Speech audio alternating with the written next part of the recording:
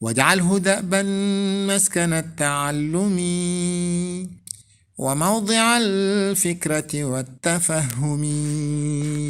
المعاهد الليبية، وهذه الروابط ما زال مستمرا إلى الآن.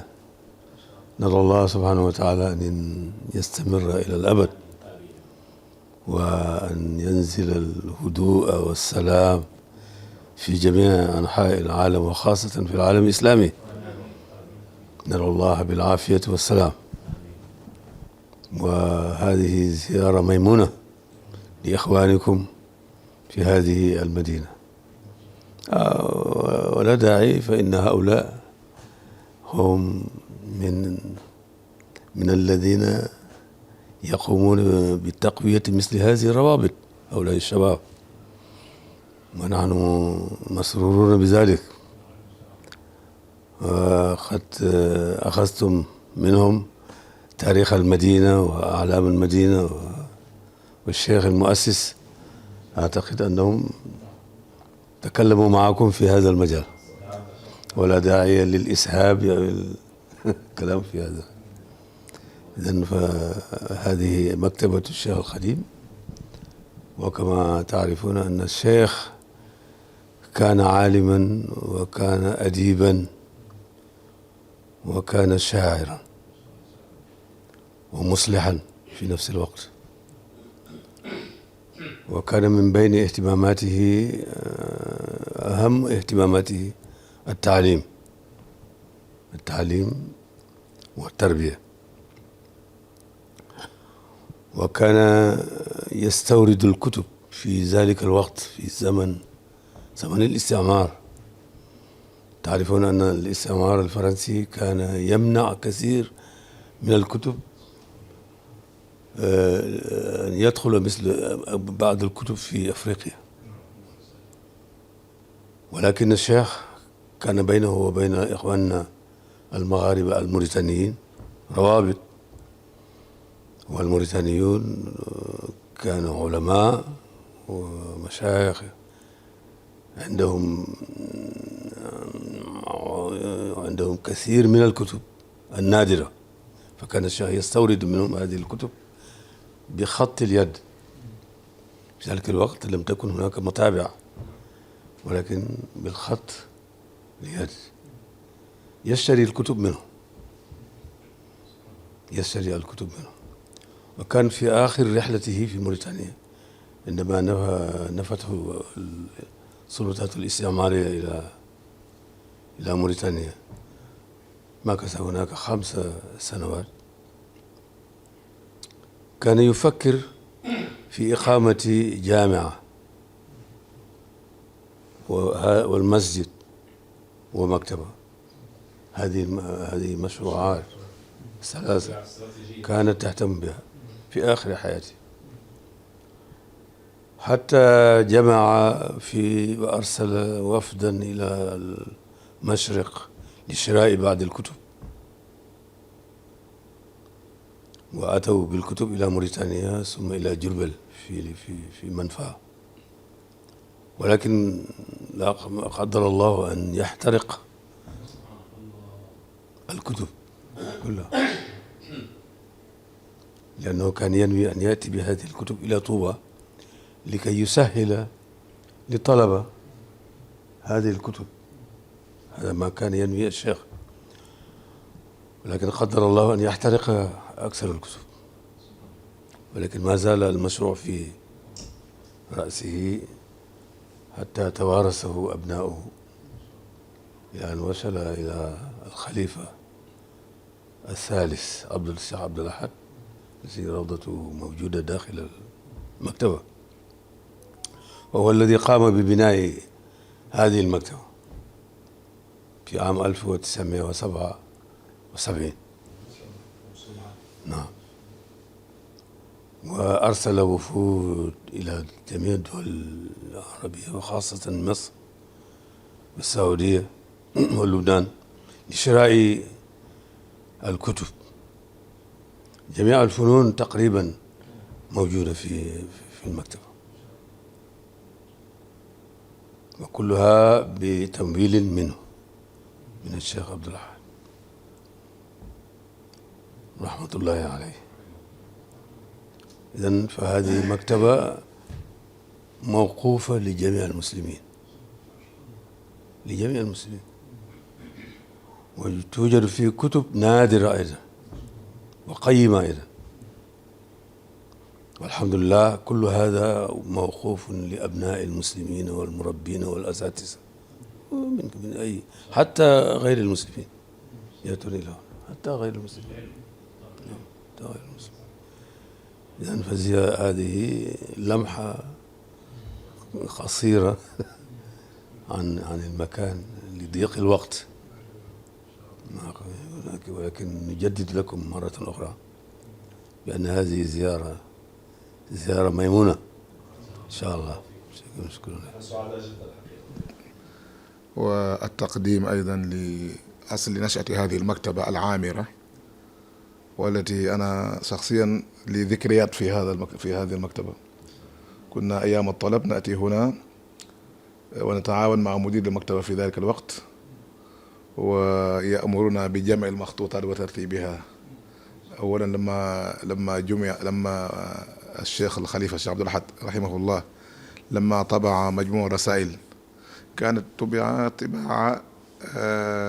طباعة يعني وطنية، وكان الكتب وكان الأوراق منتشرة، فكنا الشيخ المدير يقول لنا إذا جمعتم كذا سنعطيكم نسخة واحدة، وكنا نقضي النهار هنا لجمع هذا وترتيب هذا الكتاب.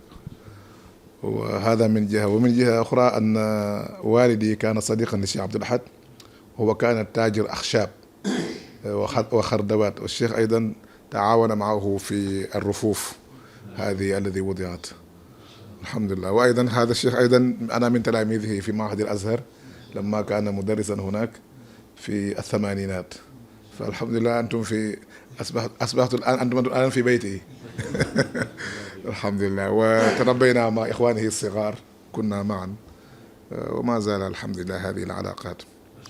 الشيخ مصطفى، هؤلاء هم ضيوفكم من ليبيا، وبالأخص من دار الإفتاء ومن جمعية التناصح التي تحت إشراف مباشر من المفتي الشيخ صادق الغرياني حفظه الله.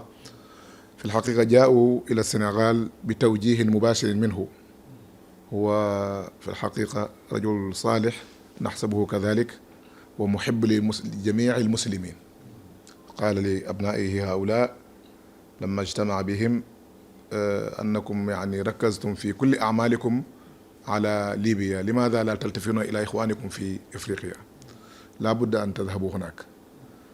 ولهذا السبب أنشأوا حتى في التناصح هذه الجمعية مكتبا للدعوة بإدارة الأستاذ مصطفى، سموها مكتب إفريقيا. نعم سميك نعم.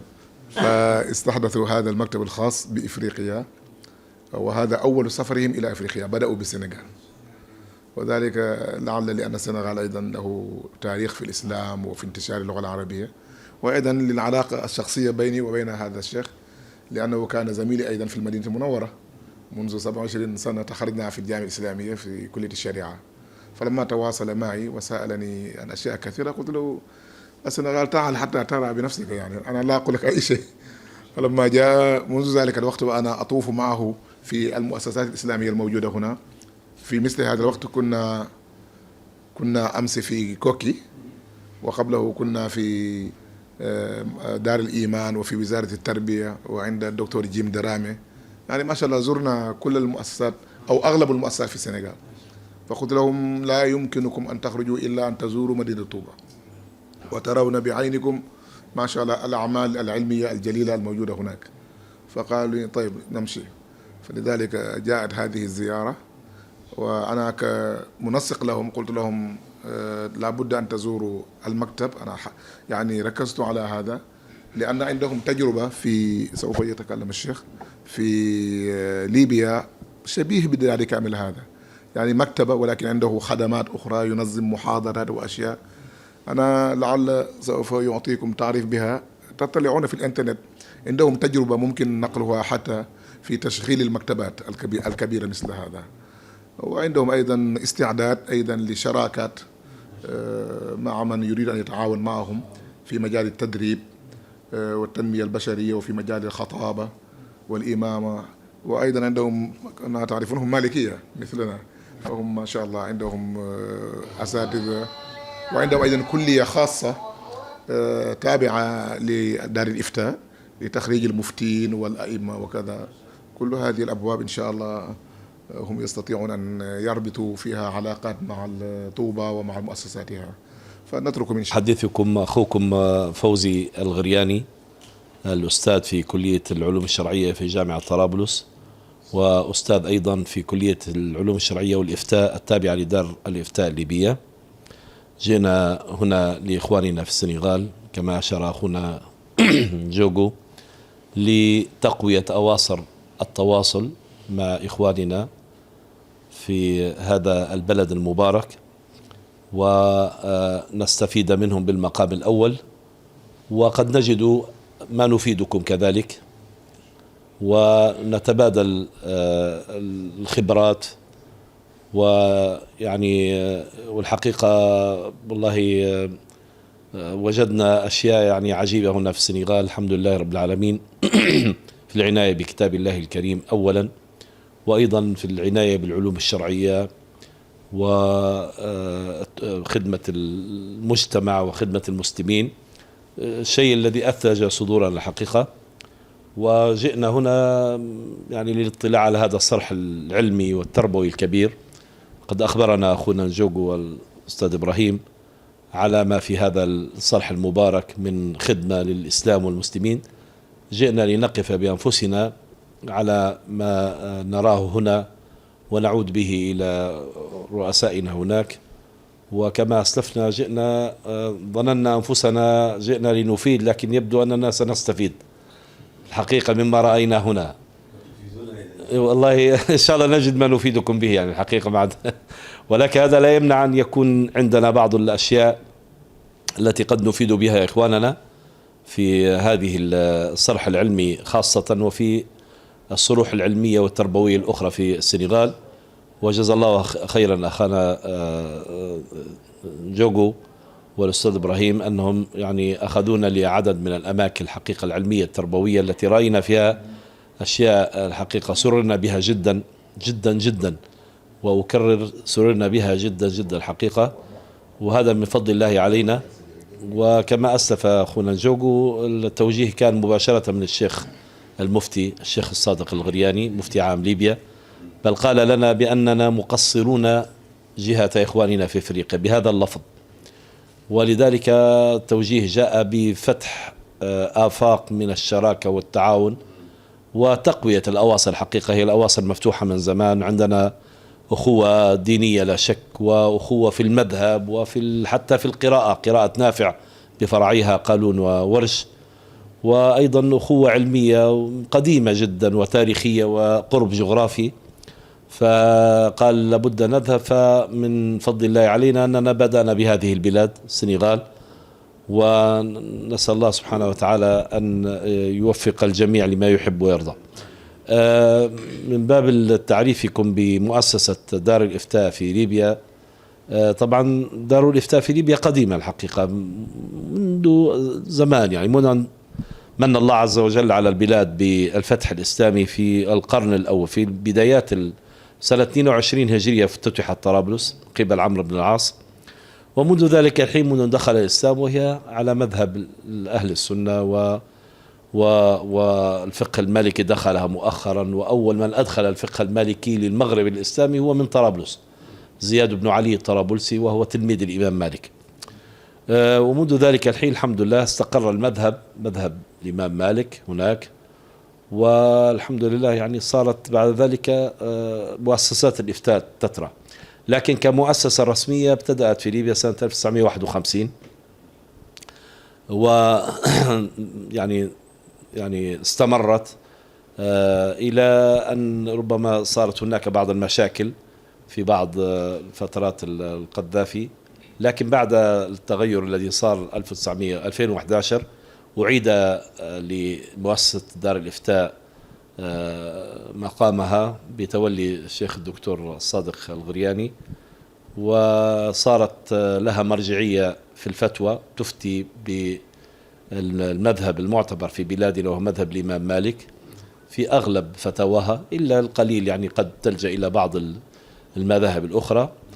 ومن الحمد لله صارت لها مرجعية كبيرة والناس تستفتيها، وفي قنوات تواصل بين الناس وهذه الدار، والحمد لله يعني الناس تلجأ إليها.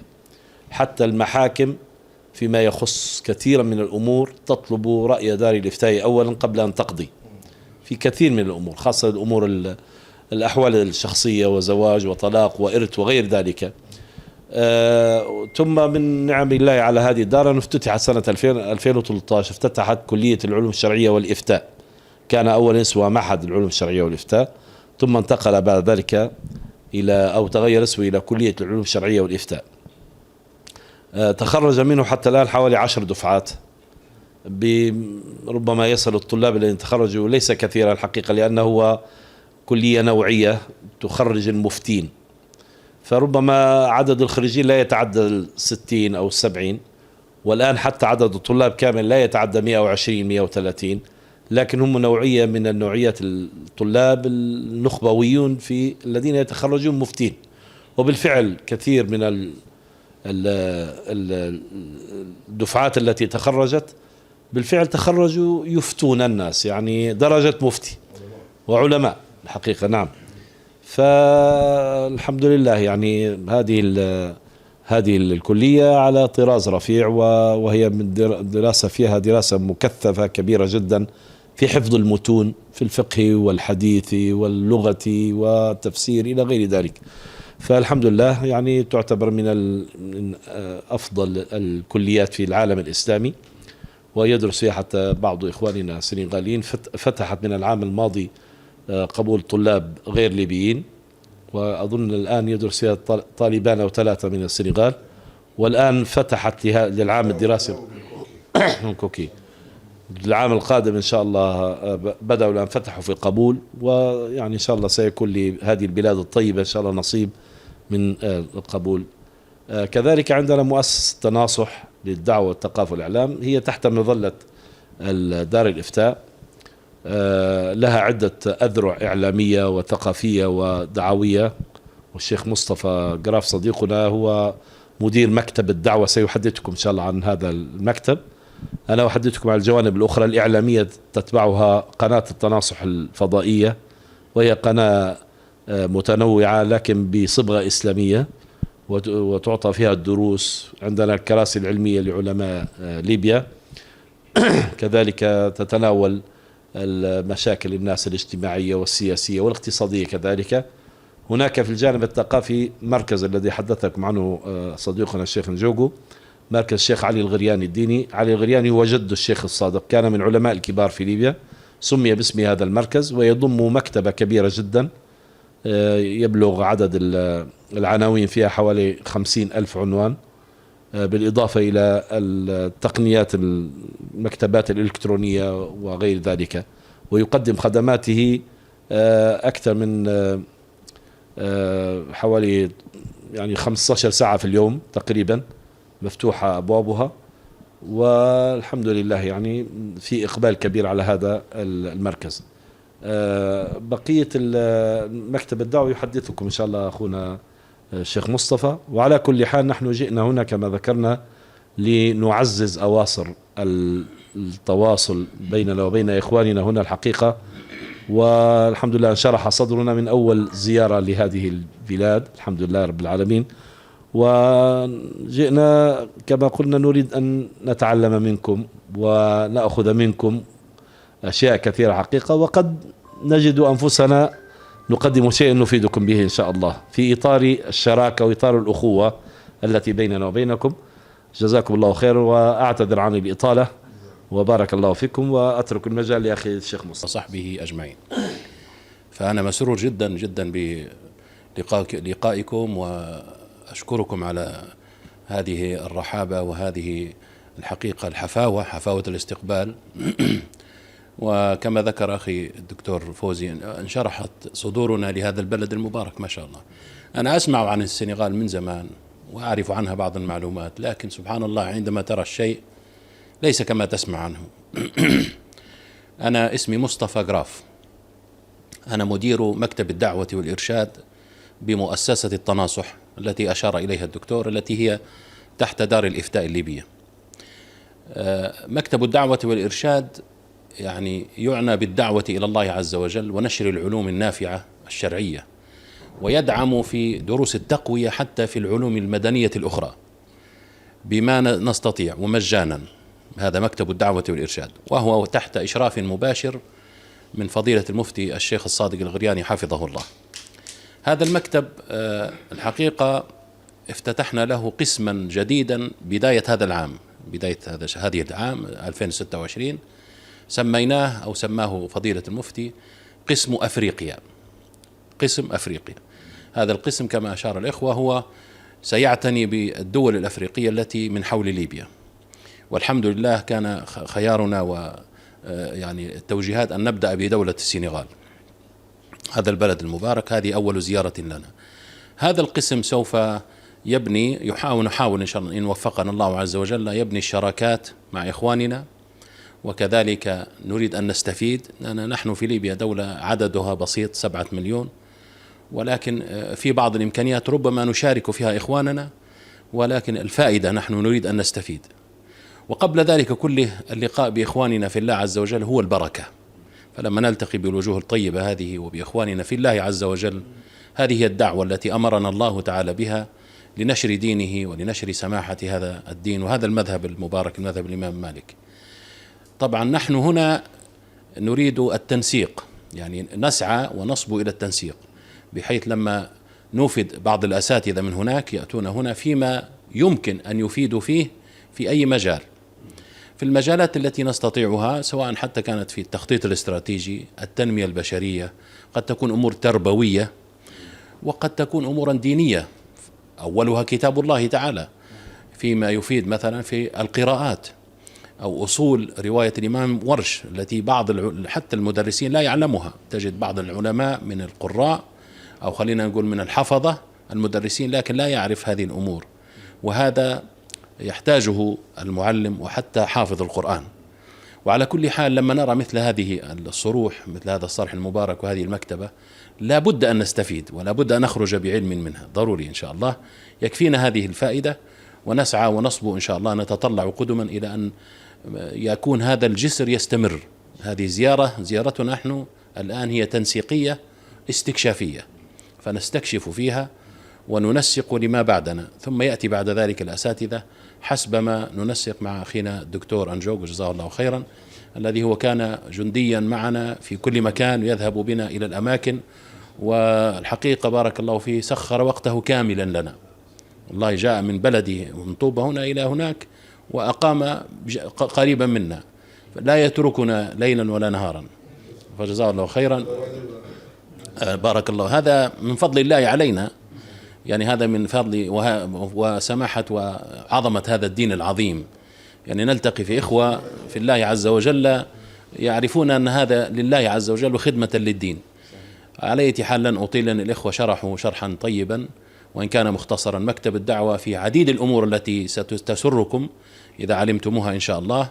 فنحن في مكتب الدعوة في بلادنا في ليبيا نحاول أن ننفع عديد المؤسسات، بل دخلنا حتى في الجيش الليبي، وكما تعلمون في كثير من التجاوزات من أبناء الجيش وغيره، فندخل فيها للوعظ والإرشاد والتعليم، والمؤسسات الأخرى نسعى ونسأل الله التوفيق. أشكركم مرة أخرى شيخ مصطفى، وأنا اسمي مصطفى، وهنا مشكلة، حيكون في مشكلة يا شيخ، مشكلة كبيرة شيخ هذه. أعوذ بالله من الشيطان الرجيم، بسم الله الرحمن الرحيم. براني الباغي من الأمراض وتب من أنكر باعترادي. براني الباغي من الأمراض وكب من أنكر باعترادي. له سكوري على حياتي عبدا خديما فاز بالآيات. أشكره شكر الذين شربوا من عذبي وللجنان خربوا. حزت حياة لا ترى لغيري معجزة بانت لحسن خيري يجود للجواد بالجياد وصول لي يكون ذا انقيادي أحياني الباخي بلا إماتة ولا تنازع ولا شماتة آتاني الباخي الكتاب الأعظم ولا ألاخي كل من تعزم عني جزا والدتي والوالدة خيرا كثيرا لا يسأل خالدا نفعني بالمصطفى المصفع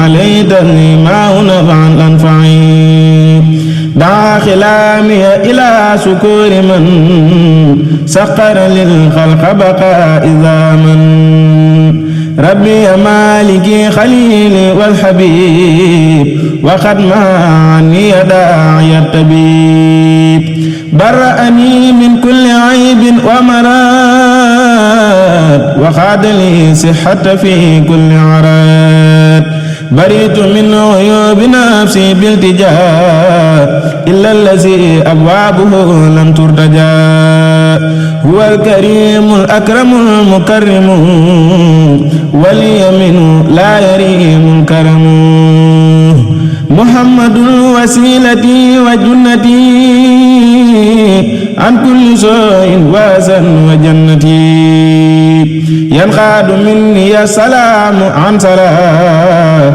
له بآله وأفضل الملاه رسولنا أحمد كل أعلى